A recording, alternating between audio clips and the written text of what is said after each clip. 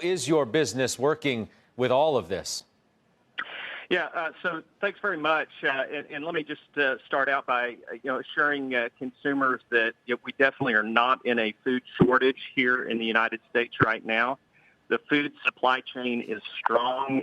It's operating very, very well. We're continuing to see food being produced, food moving into and out of our member facilities and headed back to those grocery shelves.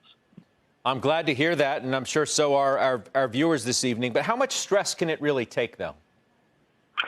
Well, so the supply chain has a lot of redundancies in it. It's a very strong and resilient supply chain. We've got great producers. We've got great logistics companies, which is who we represent across the global cold chain.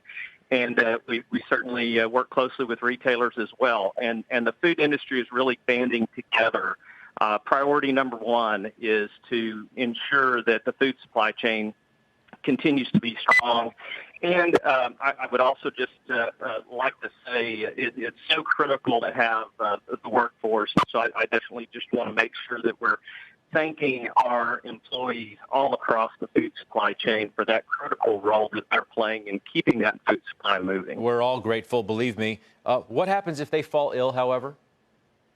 Yeah, so that's a great question, and it's one of the concerns that I know our members are working through, and that's the big unknown. We don't know how many workers are going to be impacted, and so our companies are looking at strategic staffing models, looking at how can they do different kinds of shifts, creating spacing and social distancing in the warehouse, for example,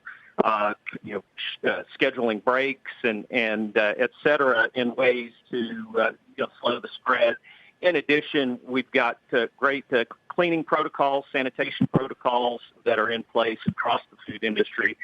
So we're doing everything we can to keep that labor force safe and productive. Can we make up any of the business that will be lost from restaurant delivery and the closures that will take place with deliveries to supermarkets and the higher demand that will be taking place there?